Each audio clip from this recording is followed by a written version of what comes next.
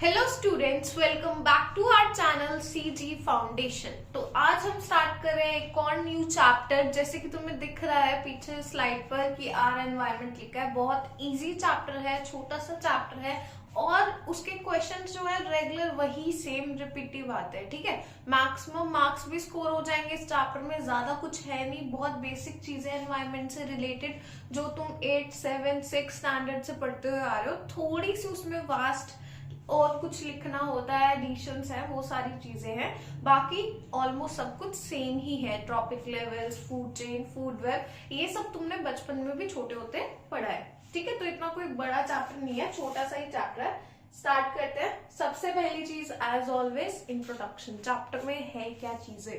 अब environment means, environment को मुझे डिफाइन करना हो या किसी को भी एनवायरनमेंट को डिफाइन करना हो तो कैसे डिफाइन करेंगे। एनवायरनमेंट क्या होता है? एनवायरनमेंट को हम सराउंडिंग से डिफाइन करते हैं कि एनवायरनमेंट है हमारे आसपास की सराउंडिंग्स।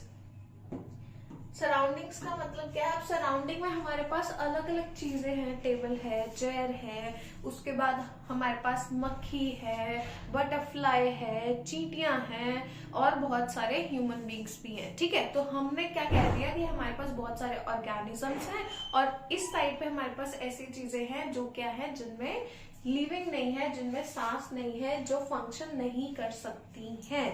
किस तरह से? जिस तरह से एक लिविंग बीइंग फंक्शन कर सकता है।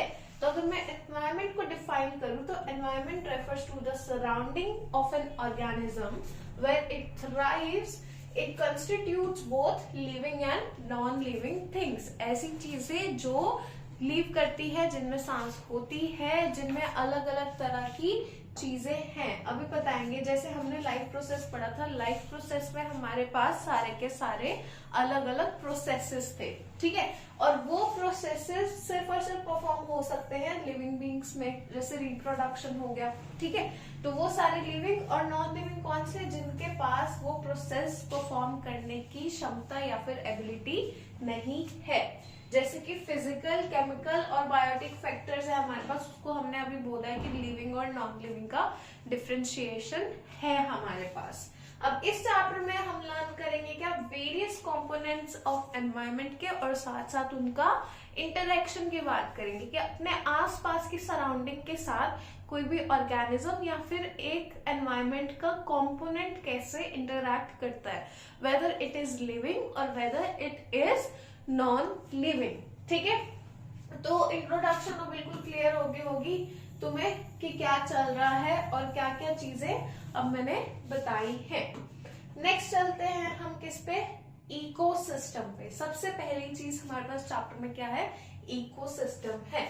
इकोसिस्टम में हमारे पास बायोटिक और एबायोटिक दो चीजें आती है, दो कंपोनेंट्स आते हैं, दो फैक्टर्स आते हैं, बायोटिक और एबायोटिक, जो एक दूसरे के साथ क्या करते हैं? इंटरैक्ट करते हैं, एक दूसरे के साथ मिलजुल के रहते हैं, एक दूसरे की बेसिकली जरूरतें पूरी करते हैं इन अ गिवन एरिया। अब इसके हमारे पास क्या क्या चीजें हो सकती है? बायोटिक कंपोनेंट्स में हमारे पास आते हैं सारे के सारे लिविंग ऑर्गेनिजम्स। जैसे कि प्लांट्स हो गए, प्लांट रेस्पायर करते हैं, एक्सक्रीट करते हैं, रिप्रोड्यूस करते हैं through flowering. So obviously plants are also living.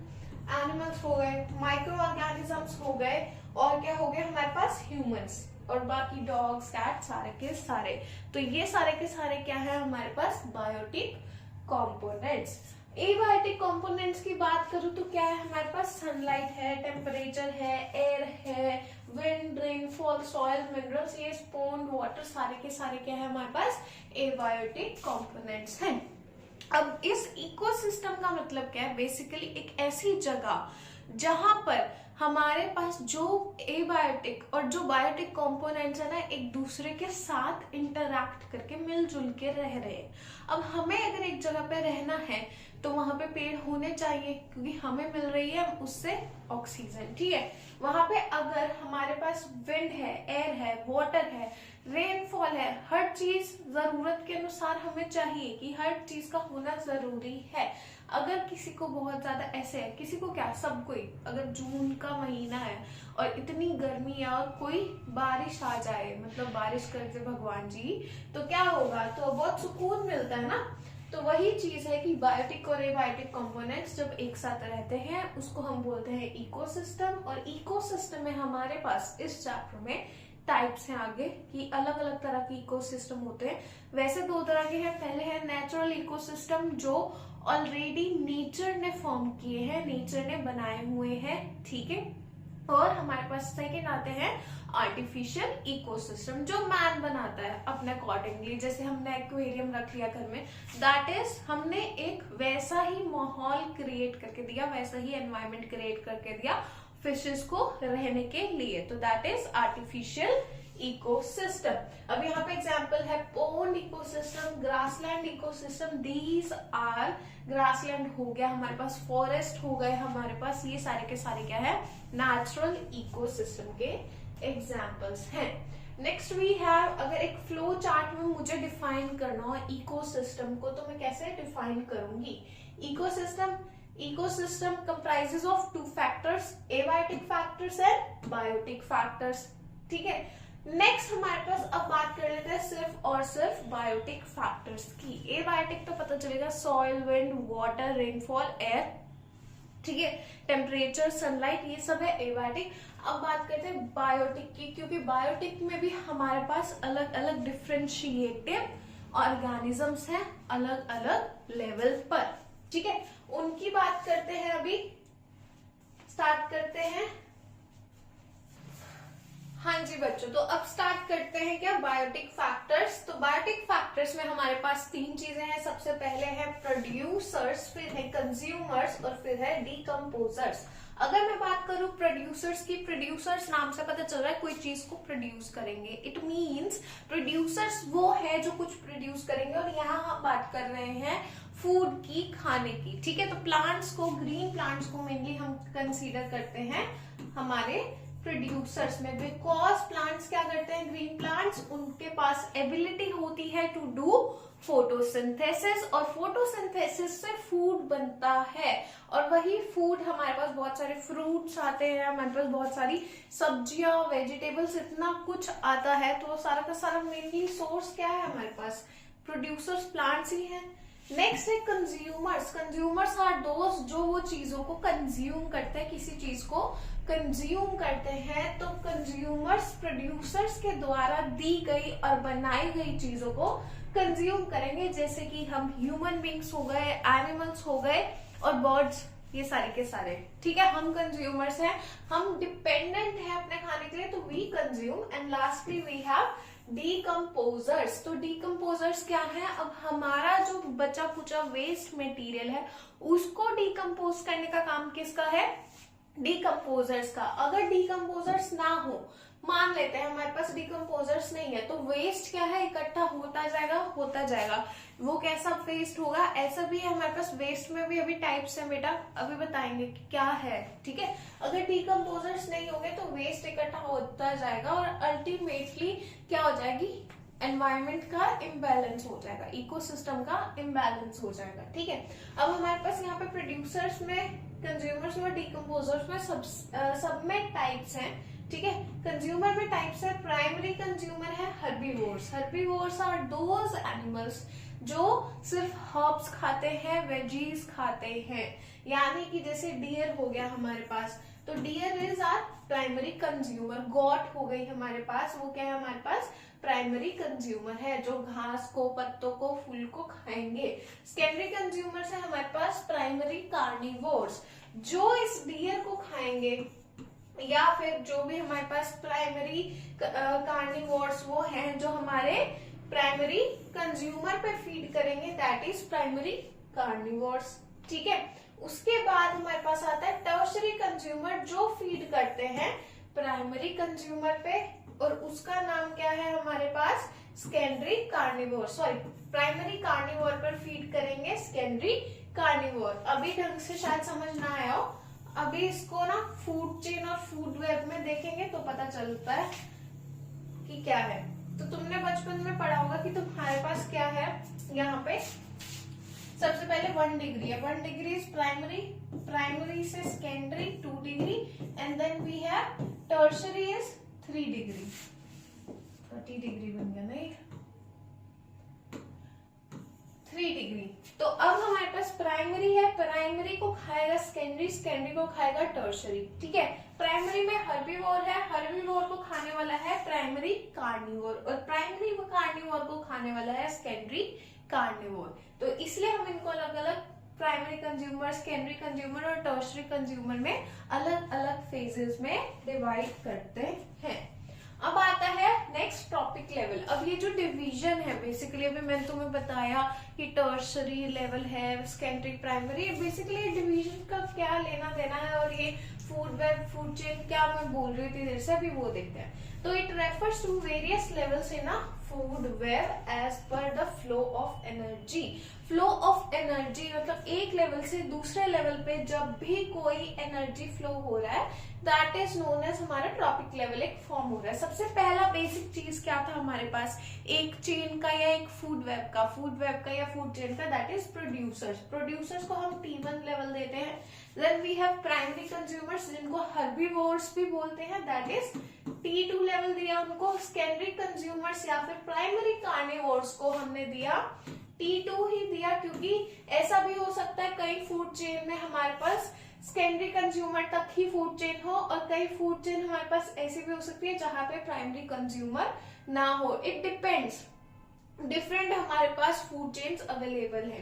Then we have tertiary consumers, हमने इनको T3 दिया, और क्वार्टरनरी तक तो बहुत कम फूड चेन्स पहुंच पाती हैं। Lastly we have decomposers. Decomposers are essential, क्योंकि अगर डीकंपोजिशन नहीं होगी मटेरियल्स की, ऑर्गेनिक मैटर की, तो हमारे पास इकोसिस्टम में इम्बैलेंस हो जाएगा। अब यहाँ पे है pyramids of trophic level. Tropic level क्या है, बेसिकली अलग अलग डिफरेंट लेवल पे हमने T1 T2 करके नाम दे दिए। प्रोड्यूसर्स को T1 बोल दिया, उसके बाद सेकेंडरी प्राइमरी कंज्यूमर्स को T2 बोल दिया, फिर उसके सेकेंडरी कंज्यूमर्स को भी T2 बोल दिया, तो अलग अलग लेवल दे दिए। ठीक है, tropic level basically tropic level 1, tropic level 2, tropic level 3।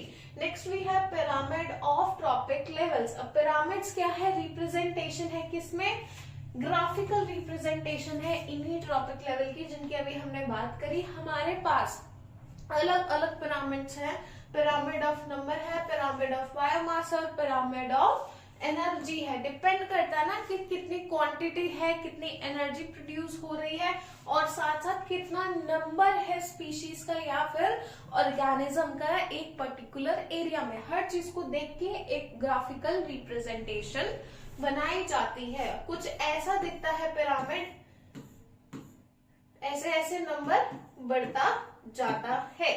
Pyramid of number give क्या करता है, नंबर ऑफ ऑर्गेनिजम्स बताता है हर ट्रॉपिक लेवल पे, कितने ऑर्गेनिजम्स हैं ईच ट्रॉपिक लेवल पे।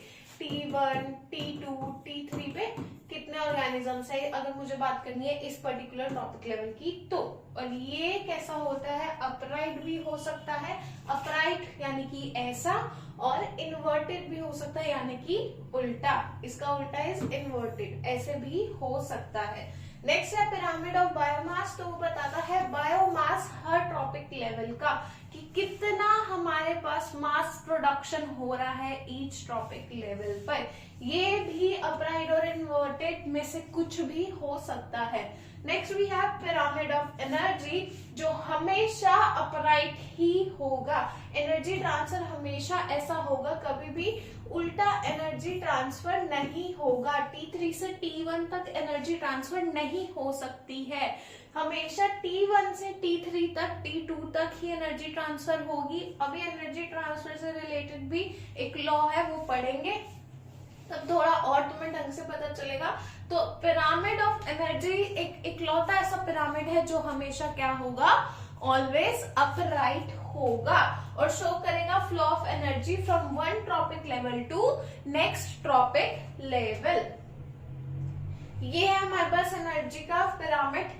ये एज एग्जांपल यहाँ पे दिया हुआ है कि देखो प्रोड्यूसर्स है, then primary consumer, secondary consumer, tertiary consumer, फिर यहाँ पे डीकंपोजर्स भी है कि ऑब्वियसली सारा का सारा वेस्ट जितने भी ट्रॉपिक लेवल से प्रोड्यूस हो रहा है अल्टीमेटली जाएगा किसके पास, डीकंपोजर्स के पास। डीकंपोजर्स क्या करेंगे, उसको और सिंपलर फॉर्म में ब्रेक डाउन करेंगे ताकि ऑर्गेनिक मैटर फॉर्म हो सके।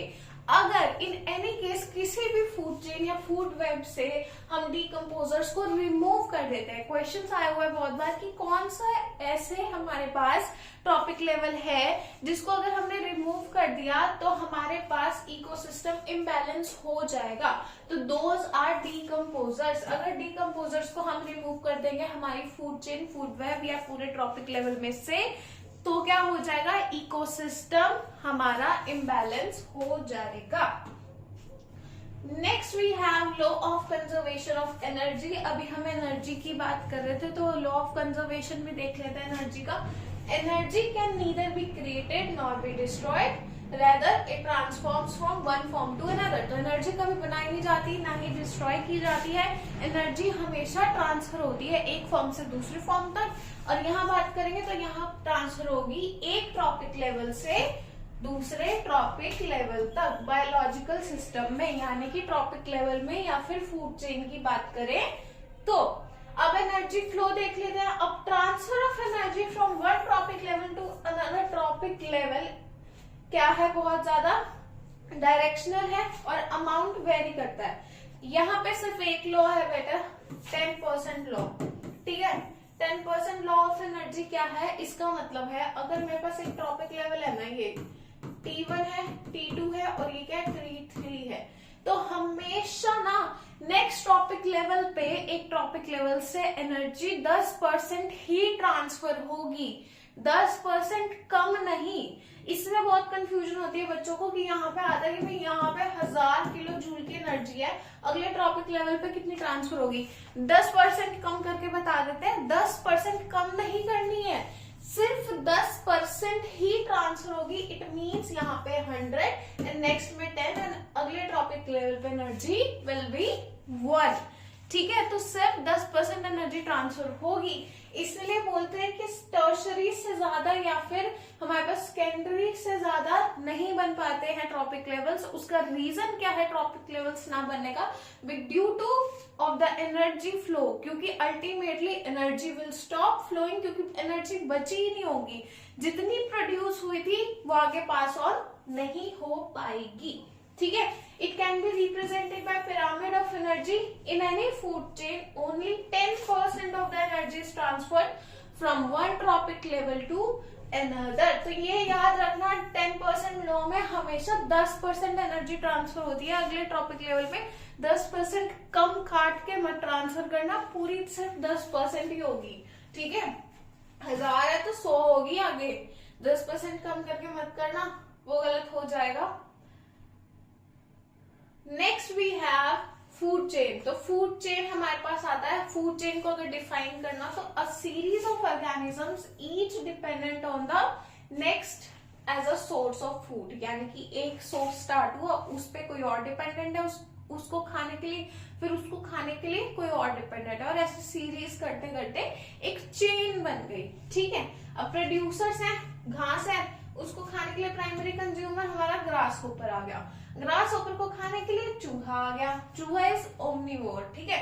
यहाँ पे उसके चूहे को खाने के लिए हमारे पास क्या आया, स्नेक आया, स्नेक ने इज आर टर्शरी कंज्यूमर, और देन अल्टीमेटली स्नेक को खाने के लिए हमारे पास क्या है, क्वार्टरली कंज्यूमर है, दैट इज आर वल्चर और ईगल, ठीक है। तो ये एक पूरी की पूरी फूड चेन है, मतलब सीरीज ऑफ ऑर्गेनिजम्स जो एक दूसरे पर डिपेंडेंट है, किसके लिए, बेसिकली सोर्स ऑफ फूड के लिए, एक दूसरे को सोर्स ऑफ फूड बना रहे हैं, ठीक है। Next we have food web. अब फूड वेब क्या होता है, वेब मीन्स जाला, तो नाम से पता चल रहा है ना, जाला है। तो जब बहुत सारी फूड चेन्स एक साथ एक दूसरे से इंटरकनेक्टेड होती हैं तो एक जाला फॉर्म करती है, एक वेब फॉर्म करती है, अभी तुम्हें दिख रहा होगा, that is known as food web. Different interconnections of different food chain जो भी फॉर्म होता है उसको बोलते हैं हम फूड वेब। हु ईट्स हुम, किसने किसको खाया। यहाँ पे देख लो, ग्रासलैंड भी है, ग्रास होपर है, फ्रॉग ने खाया, फ्रॉग को आउल ने खाया। अब यहाँ पे क्या है, माउस, अब यहाँ पे ग्रास होपर को माउस ने खाया और माउस को फिर आउल ने खाया, और फिर माउस, यहाँ पे अगर ग्रास होपर को माउस ने खाया तो माउस को हॉक ने खाया। तो बहुत सारी फूड चेन्स जब इंटरकनेक्टेड होती है तो क्या बनाती है, एक जाला बनाती है, एंड दैट जाला is known as food web. Next we have ozone layer depletion. बहुत बार रिपीटिव क्वेश्चन है और हो सकता है कि वैल्यू बेस्ड क्वेश्चन में दे दे, 4 मार्क्स क्वेश्चन में आ जाए ओजोन डिप्लीशन के बारे में लिखो। ठीक है, तो ओजोन लेयर क्या है? सबसे पहली चीज प्रोटेक्ट करती है अर्थ को from the harmful radiations of sun. जो भी सनलाइट में आ रहे हैं, यूवीए, यूवीबी, हमारे पास अलग अलग यूवी रेडिएशंस होते हैं। ठीक है, और सारे UV radiations are not good, हमारी स्किन के लिए अच्छे नहीं है। कई ऐसे हैं जो स्किन कैंसर कॉज करते हैं, आई साइट की वीकनेस कॉज करते हैं, और अलग प्रकार की बीमारियां भी।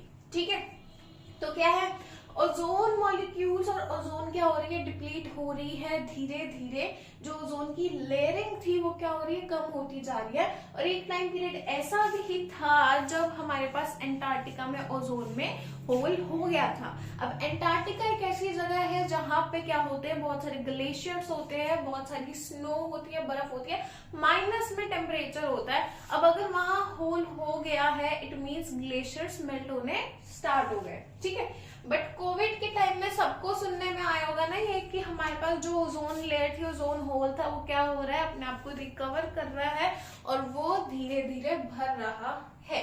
पोल्यूशन की वजह से होता है। सीएफसीज जो भी हमारे क्लोरोफ्लोरोकार्बन्स हैं, एसीज में होते हैं, रेफ्रिजरेटर्स में होते हैं, सारे के सारे पोल्यूटेड जो भी पार्टिकल्स एयर में जाते हैं वो क्या करते हैं?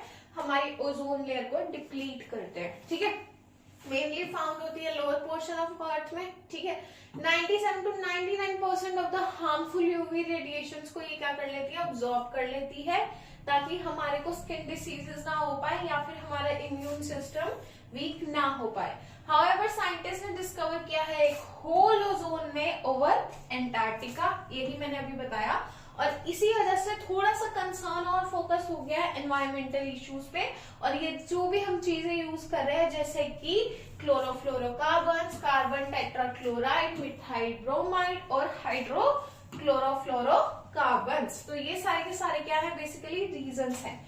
ठीक है, जिनकी वजह से यूज ऑफ पोल्यूटेंट्स वाली चीजें हो गई, ACs, refrigerators, automobiles, excess use of. ठीक है, तो ये सारा का सारा क्या है? ये हमारे को ओजोन को बहुत ज्यादा हार्मफुल है। अब है हमारे पास सॉल्यूशन टू ओजोन डिप्लीशन। अब हम क्या क्या सॉल्यूशन निकाल सकते हैं कि ओजोन लेयर को बचाने के लिए कौन कौन सी चीजें हमारे पास जिसको हम एज अ सॉल्यूशन यूज कर सकते हैं। Using ODS. What is ODS? Ozone depleting substances. ODS are ozone depleting substances. Avoid कर दो ना use of CFCs, air conditioner, और उनको हेलोन और हेलोजन बेस्ड होगा ये बेस्ड जो फायर एक्सटिंग्विशर्स हैं उनको यूज कर लो। ठीक है, उससे ज्यादा इको फ्रेंडली चीजें यूज कर लो, मिनिमाइज यूज कर लो व्हीकल्स का। ठीक है, क्योंकि वो भी एमिट करती है बहुत ज्यादा large amount of green house gases. Use करो इको फ्रेंडली क्लीनिंग प्रोडक्ट्स, जो भी हमें इको फ्रेंडली है। ऐसे प्रोडक्ट्स नहीं जिनमें क्लोरीन है, ब्रोमीन है, क्योंकि ये भी एक तरह से रिलीज होते हैं किसमें? एटमोस्फेयर में।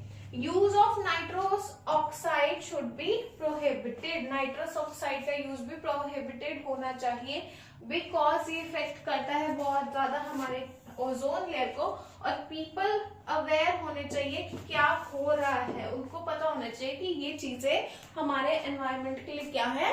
हार्मफुल है। तभी वो क्या करेंगे? ये सारे के सारे पॉइंट्स को याद रखेंगे, काम करेंगे इस पे। ठीक है, अलग अलग मेजर्स और सॉल्यूशंस निकाले जाते हैं ना कि कैसे हम अपनी ओजोन लेयर को बचा सकते हैं। अच्छा हाँ, एक और चीज अगर मैं बात करूं तो ओजोन का फॉर्मूला इस O3 बुक में बना हुआ होगा, O2 + O। तो वो खाली O को, जो खाली O है ना, खाली O को हम बोलते हैं नेसेंट ऑक्सीजन। ठीक है, नेसेंट ऑक्सीजन। और नेसेंट ऑक्सीजन क्या है? बहुत ज्यादा हार्मफुल है, हाईली रिएक्टिव। ऐसे रिएक्ट करेगी, अनस्टेबल है क्योंकि उसके साथ बॉन्डिंग नहीं है, वो कोशिश करेगी हर चीज के साथ बॉन्डिंग बनाने की, हाईली अनस्टेबल है और हाईली रिएक्टिव भी है। और इसी वजह से ओजोन O3 मॉलिक्यूल्स है। O2 is oxygen, O3 is ozone, वहां पे तुम्हारे पास एनसीईआरटी में वो होगी रिएक्शन, उसको ढंग से देख लेना। इस पे बहुत बार क्वेश्चंस आए हैं और सॉल्यूशंस पे ज्यादा क्वेश्चंस आए हैं, इसलिए यहाँ पे 4 पॉइंट्स में तुम्हारे पास सॉल्यूशंस हैं। अगर ये सब याद नहीं भी रहता है तो एटलीस्ट ये रेड रेड वाले तो याद रह जाएंगे ना, इतना तो लिख ही सकते हो, 4 पॉइंट्स बनाने हैं। Lastly we have garment management. बहुत बार क्वेश्चन आया गार्बेज कैसे मैनेज करें, अब इतना वेस्ट है, इतनी पॉपुलेशन है, तो उसको मैनेज कैसे करें आखिरकार। Involve all activities and actions required to manage waste from its inception to its final disposal. मतलब अब हमने इकट्ठा करने से लेके कूड़े को कैसे हमने डिस्पोज करना है, सारे स्टेप्स है। ठीक है, सबसे पहला स्टेप है सेग्रीगेशन ऑफ वेस्ट, इकट्ठा करना, मतलब अलग अलग जगह से सेग्रीगेट करना, फिर कलेक्ट करना, उसको ट्रांसपोर्ट करना, फिर उसका ट्रीटमेंट करना, जो चीजें यूजफुल है, रिसाइकेबल है, पेपर हो गया, ये सारी चीजें दोबारा रीयूज हो सकती है ना दोबारा से।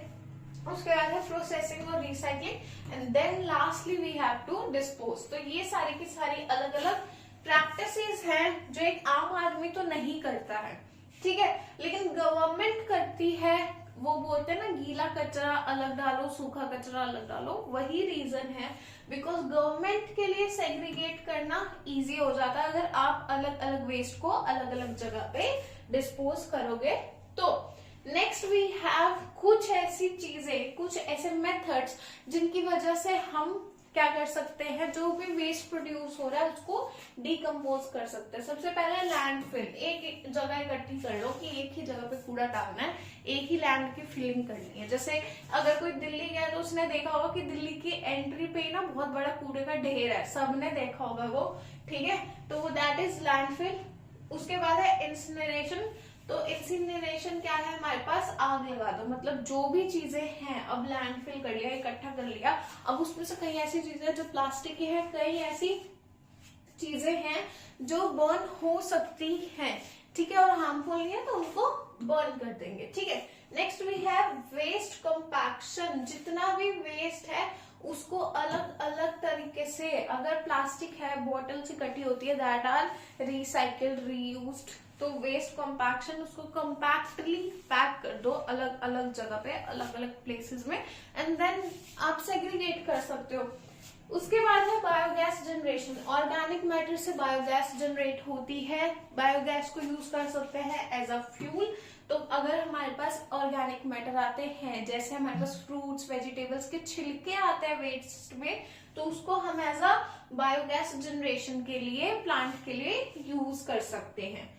Next we have composting. Composting का मतलब है एक जगह पे गड्ढा खोदा, जो चीजें डिकम्पोज हो सकती हैं उसको दफना दिया, दबा दिया, और फिर वो क्या हो गई, कंपोस्ट हो गई। उसके बाद है vermi composting. Vermi composting are of worms, basically ये दिख नहीं रहा होगा शायद ढंग से, अर्थवर्म्स। तो अर्थवर्म्स यूज किए जाते हैं ताकि जो डिकम्पोजिशन का प्रोसेस है वो क्या हो पाए, फास्ट हो पाए। और यही कुछ मेथड्स हैं हमारे पास जिनकी वजह से गार्बेज मैनेजमेंट में इजीनेस आती है, ठीक है। सीवेज ट्रीटमेंट भी होता है इसमें, sewage is different. Garbage management में अगर पूछे जाए 3-4 तो ये नाम है कुछ, waste compaction, vermi composting, composting, biogas generation, landfill, repetitive questions हैं इस पे, ओजोन पे आते आते हैं। लास्टली वी हैव एक और चीज जिसका नाम है बायोमैग्निफिकेशन। बायोमैग्निफिकेशन क्या होता है, बेसिकली क्या है, एक जगह पे हमारे पास क्या है, ये पानी है, पानी में ना टॉक्सिन्स थे, ठीक है, जहर था, जहर जू प्लैंकटन ने खाया, बेसिकली डीडीटी था यहाँ पे, ठीक है, डीडीटी पॉइजन है, तो डीडीटी को खाया, डीडीटी आया जू प्लैंकटन में, जू प्लैंकटन को खाया स्मॉल फिशेज ने। जू प्लैंकटन छोटे छोटे ऑर्गेनिजम्स हमारे पानी में, ठीक है, स्मॉल फिशेज ने जू प्लैंकटन को खाया, और फिर जू प्लैंकटन को स्मॉल फिश ने खाया, स्मॉल फिशेज को उससे बड़ी फिश ने खाया, और बड़ी फिश को किसने खाया, फिश ईटिंग बर्ड ने। तो जैसे जैसे लेवल अप होता गया, जैसे जैसे अलग अलग लेवल पे अलग अलग ऑर्गेनिजम्स खाते गए, वो डीडीटी वाला पानी से ऑर्गेनिज्म से तो डीडीटी का जो अमाउंट है वो क्या हो गया, मैग्नीफाई होता गया, यानी कि बढ़ता गया। अगर यहाँ पे क्या था 0 to 0.4 था या 0.5 हुआ, यहाँ पे और ज्यादा बढ़ गया, यहाँ पे 5 हो गया मान लो, और यहाँ पे 25 हो गया, तो अमाउंट क्या होता गया, बढ़ता गया। ठीक है, तो अमाउंट इज इंक्रीजिंग। तो अगर कोई भी ऐसी चीज होती है, जहर होता है किसी चीज में, तो नेक्स्ट ट्रॉपिक लेवल पे एनर्जी तो 10% जाती है, बट वो जहर क्या होता है, वो बढ़ता जाता है। ठीक है, तो बायोलॉजिकल मैग्निफिकेशन या फिर बायो मैग्निफिकेशन क्या है, concentration of toxin, any toxin substance, जैसे पेस्टिसाइड हो गया या फिर ऐसा कोई सब्सटेंस जो एक बॉडी टॉलरेट नहीं कर सकती है, ठीक है, या इंसेक्टिसाइड हो गया, डीडीटी, जूप्लैंक्टन की बात करें तो वो क्या है, हर ट्रॉपिक लेवल पे, ईच ट्रॉपिक लेवल पे इसने उसको खाया, उसने इसको खाया, वो क्या होता जाएगा, बढ़ता जाएगा। यानी कि अगर T1 से स्टार्ट करें T2, T3 और T4 तक, तो ये क्वेश्चन ऐसे आता है, देखो क्वेश्चन आएगा, ये तुम्हें बना के दिखा दिया। अब बताओ मैक्सिमम हमारे पास टॉक्सिन किसके पास होगा एट प्रेजेंट, किसके पास होगा, T4 के पास, और मिनिमम किसके पास होगा, T1 के पास होगा। ठीक है, और T2, T3 are intermediate stage between that, कि भाई ठीक है पास ऑन हो रहा है। तो इस पे ऐसे क्वेश्चन आते हैं कि बस ये बताओ कि हायर कॉन्सेंट्रेशन ऑफ टॉक्सिन किसके पास होगा। चैप्टर यहीं पे होता है समाप्त, कुछ नहीं है इस चैप्टर में, और ये सारी चीजें थी इम्पोर्टेंट। तो thank you for watching the video, और साथ साथ चैनल को सब्सक्राइब कर देना, रिवीजन स्टार्ट कर दो, जितने हो सके उतने सैंपल पेपर सॉल्व कर लो, बाकी बस शेयर भी कर देना, लाइक भी कर देना, वीडियो अच्छी लगी हो तो। Thanks for watching.